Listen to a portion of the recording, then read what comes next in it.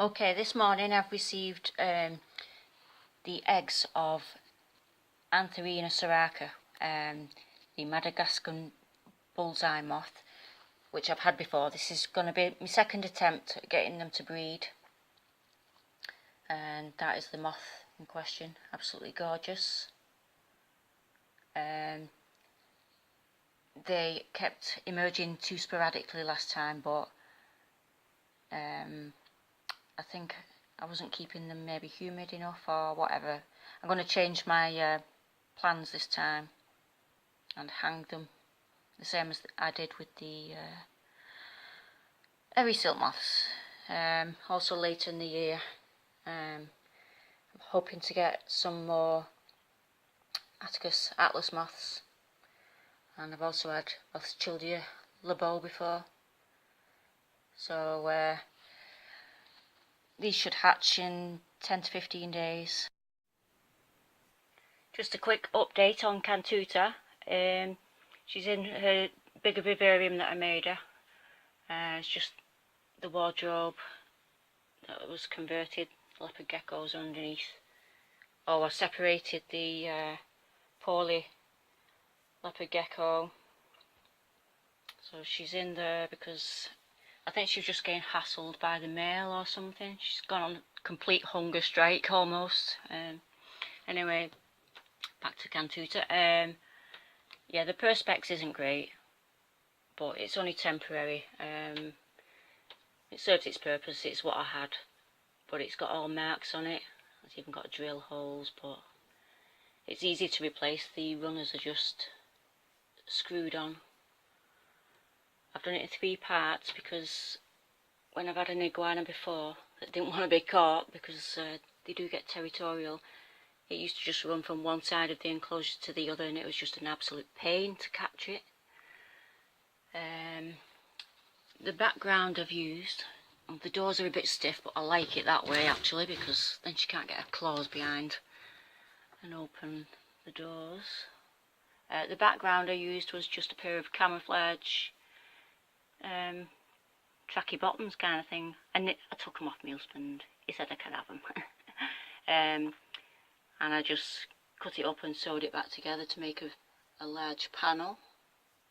The heat cable is behind there and it is letting the heat through. The substrate is just guinea pig pellets. It's a bit of an experiment really, but it's only like grass and what have you. But it's good because she can eat it if she gets her food mixed in it. But I found that when she poos and wheezes on it, it clumps together nicely as well, like cat litter would. So I don't know, I think it's a bit of a success. I know you can buy pellets specifically for substrate. She doesn't like being on it as such because it's rolling about, but I think the pellets would be the same. And she's got still the green felt on the other side. Her demeanour's changed while she's been in here. The more she's settled in, the more bolshy she's getting. She's very queen of the castle. I suppose it shows that she's good, strong and healthy. She likes to run off.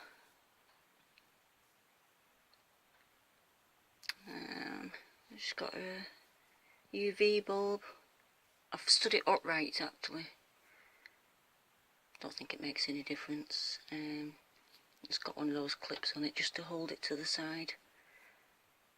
She's been on the windowsill. She's like, you're not catching me again. Get lost. And yeah, little Miss Bolshy Pants.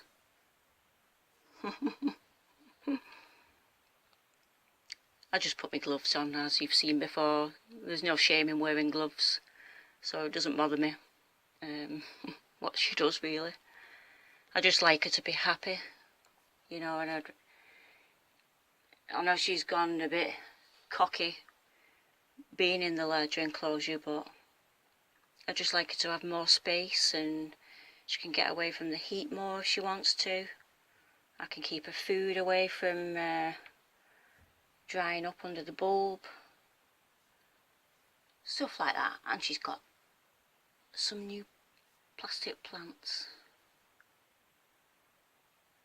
She's still coming out every day. I do miss the odd day where I've been too busy and I see to a tail.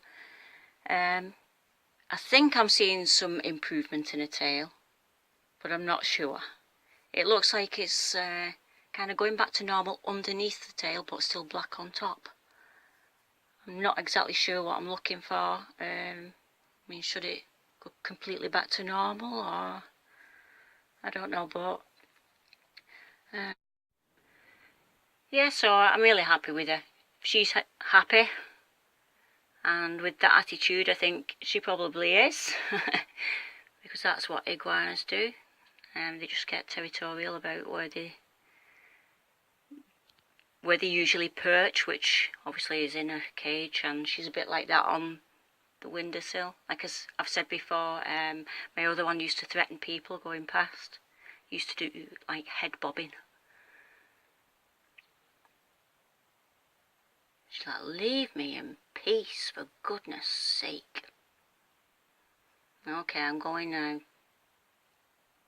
Bye. Quick update on the inverts as well. I've had a few maturings, one of which is the Rhambodia valida praying mantis. I've already got a mature female. This is the other one, also a female. She looks like she's drying her wings out there, but she's actually been like that since last night. I've never noticed any of the others do it before, but I think she's alright. And the mantises. In the tub that I'd separated 127, 137 or something like that, I can't remember. And I'd estimated there was another at least 80 in the tub. There was actually another 120 odd, so I'd only housed, like, separated half of them. I just didn't find the time to separate the rest for about 3 days, and I noticed they were all you know, like threatening each other. And anyway, when I counted dead bodies, I don't know if they were all due to being eaten, but there was 31 dead bodies, so I quickly separated the rest. And since I've separated all of them, I've lost a further 20 of those, but they did seem weaker. Some of them are really pingy like fleas, but some of them weren't, and I'm just wondering if it's just a natural selection, same as with the moth larvae.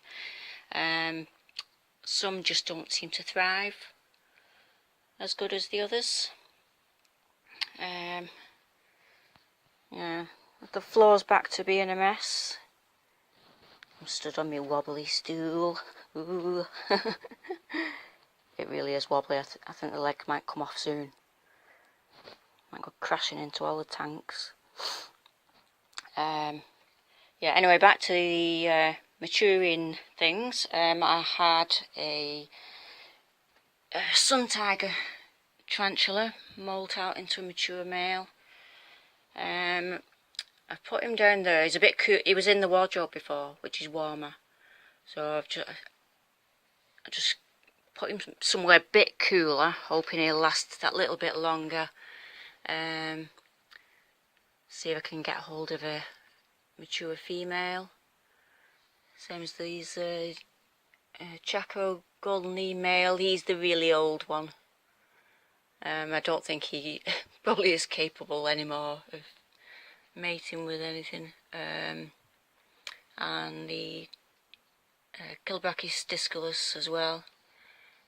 He matured only about 3 or 4 weeks ago.